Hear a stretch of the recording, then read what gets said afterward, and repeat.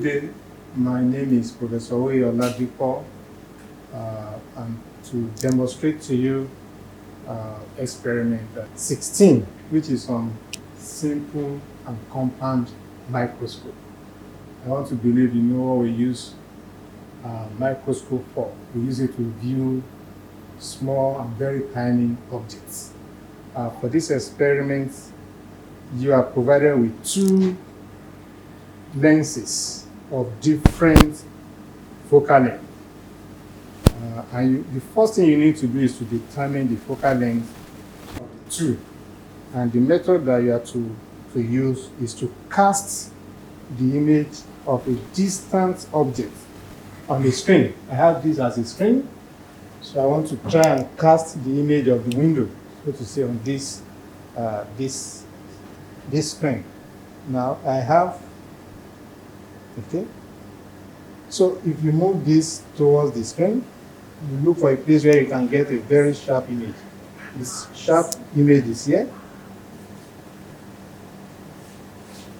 And the distance between this point and the screen is the focal length of the lens. So you have to recall the focal length of this first lens. You do the same thing for the second lens. You cast the image of distance just the same way. I have the point to be at this point. I have a very sharp image on the screen, and the distance between this point and the screen will be the focal length of this lens. So for the first experiment that has to do with the simple microscope, you have to select the lens with the shorter focal length, and this is the one with the shorter focal length. So I keep the second lens to this side, and then you have to mount the lens on the lens holder, and you have to place it in such a way that the distance. Now this is the object. I have this ruler as the object, and it's actually named S1. So you have to place this object a distance shorter than the focal length to the lens, and this is the distance that I have. Now you can then look through the lens. Then I can see a magnified image. Now the major issue with this experiment, or the challenge, is how to determine the position of that image. And because the image we are talking about is a virtual image, you cannot cast it on a screen. So we want to use the method of parallax method to determine the location of that image. So when you look through the lens, you can see the image. So for this experiment, I have this as a search lens that is called S2. And what I want to do with the second ruler here is to place it side by side with the image. If the image is at this point, I want to place this side by side with the image. That is where there is no parallax between the image and the search pin.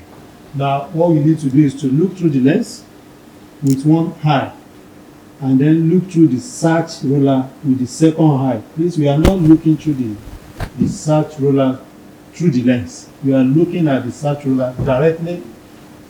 So one eye on the lens to view the image, and then one eye on the search ruler to get the location. So you have to move this ruler back and forth until there is no parallax between the two. The method that we employ is that when you move slightly to the forward and backward, you can see the image moving as such. So you have to place this ruler when this ruler is in front of that image. When you move sideways, you will see it as if the image of that is passing behind the ruler. If it is in front, you will see it as if the image is passing in front of the search ruler. So you keep adjusting until you can get that location. By method of parallax, I've located this to be where the point where the image is. That is, at this point of where I have this second ruler, there is no parallax between the image of this first ruler that we call S1 and this particular ruler. Now, if we measure directly the distance, the object distance, that is from the object to the lens, will give us the object distance. Then image is located at this point. From the image to the lens will give us the image distance. And we can calculate magnification directly from that. That is the image distance over object distance to get magnification. But for this experiment, we know that it's a little bit challenging to be able to locate the exact position of the image. So we want to go by another method, that if we cut a small portion of this object, and in this case I can see from the ruler, I can see to this side, I can see 89 and 90. Assuming that is the only object that is placed here, I want to see the distance, the height that will cover on the second ruler here. So it's about mapping it. So what I want to do now is to map 89 to this ruler and see where that 89 will fall into.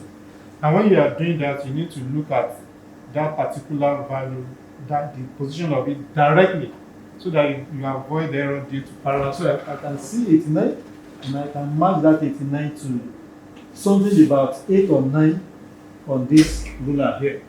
And then I can see 90, and I can mark that 90 to about 4 or 5 to this side. So what we are saying now is that for that I can see 89, that is going to about, let's say, let me call it X1. And then I can see 90, that is going to X2. That in this case can be 7, 8, or 9, or whatever. So that this distance, the difference between these two values will be the object height. And then the difference between these values will be the image height. So if this is for example 8 and 4, so I know that will give me 4 centimeters, and this one is going to be 1 centimeter. So one can calculate the magnification that is going to be equal to image height over object height. That will give us the magnification that we are going to get from this particular lens. But there is a theoretical value of magnification, which is, I'm making reference to this particular equation now. For this equation, we can calculate magnification directly, and then this will be the focal length of the lens that we have used, and then this is going to be distance of distinct vision, which is about 25 centimeters for a normal eye. But for me using glasses, it's not an abnormal eye. But the distance of distinction is 25 centimeters. So when you put it inside it, meaning that this equation is going to be 25 over whatever you have calculated, determine the focal length of that lens to be, plus 1. So we want to compare the two values, the magnification from this lens, when we use image height over object height, and the magnification we are going to get theoretically, which is just d over f plus 1. Don't forget, this f is the focal length of the lens, and d is the distance of distinct vision. Now the second experiment is for the compound microscope. Compound microscope, the lens that is closer to the object that we call the objective lens. The one that is closer to the eye that we call the eye space. Now, for this experiment, we want to place our image, which is this, in such a way that we want to place this object now in such a way that the image formed by this is going to be to this side. And that image will now be the object to the second lens. So, for us to be able to get that, definitely I will need to move this a distance away, to arrange this in such a way that the distance between this object and the lens is higher than the focal length of the lens. I've done just that now. Okay? And I need to just look through the lens and see. Yes, I can see an object, and that object should be somewhere around here. That image, so to say, will now be the object to the second lens. This experiment, alignment is very, very important. If you don't align your image, your object, and the lenses, you might not be able to see anything. It's very, very important to align so that the image or the first formed by the first lens can be captured by the second lens as the object. And that is what you want to do now. You might need to move the lens as far as possible from the other lens and gradually move it towards for you to look at whether you can get the image to this what we call the object to this now. Don't forget, the image of this becomes an object to this.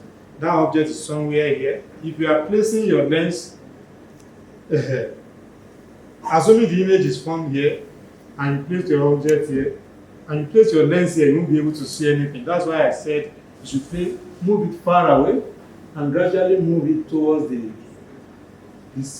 first lens until you can see a very clear image. The moment that one is done, then don't forget we are looking for a magnified position where you can get a very magnified image. Maybe I move this. Yes.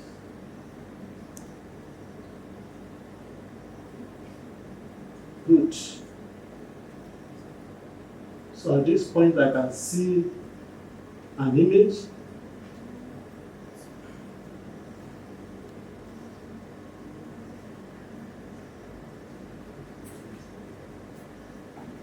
Yes. I can see the image,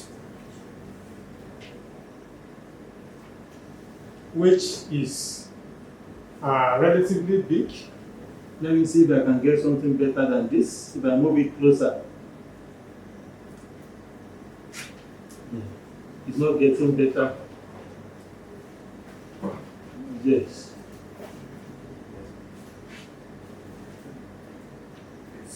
I can see a very magnified image here. And from this, I can see to this side, I can see 12, I can see 13. Now, we now employ the same method that we use for the simple arrangement. That we want to search for the location of that image that we have seen formed by the second lens using this search ruler.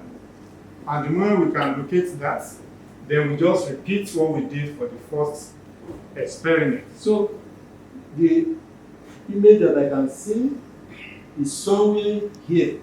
Let me put it this way.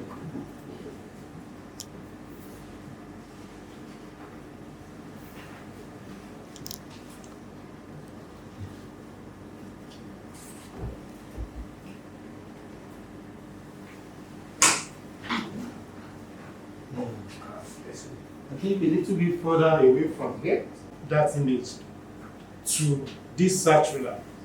And just do the way we have done here, assuming you can. Here I said I can see 12.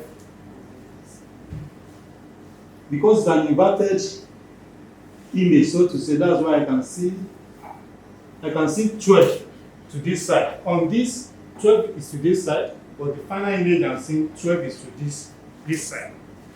So,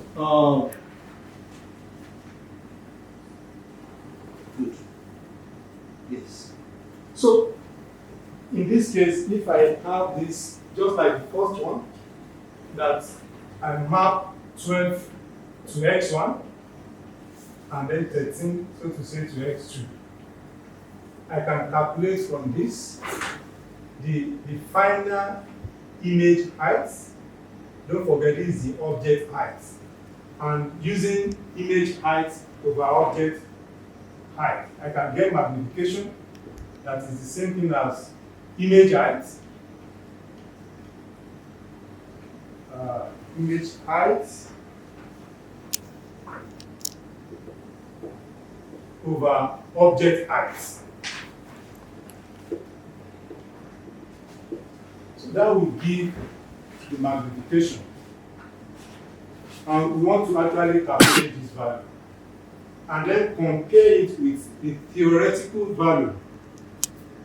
And the theoretical value is actually this formula, that is V over F1 minus 1, everything multiplied by D over F2 plus 1. Don't forget we have talked about this value of D, which is the distance of distinct vision.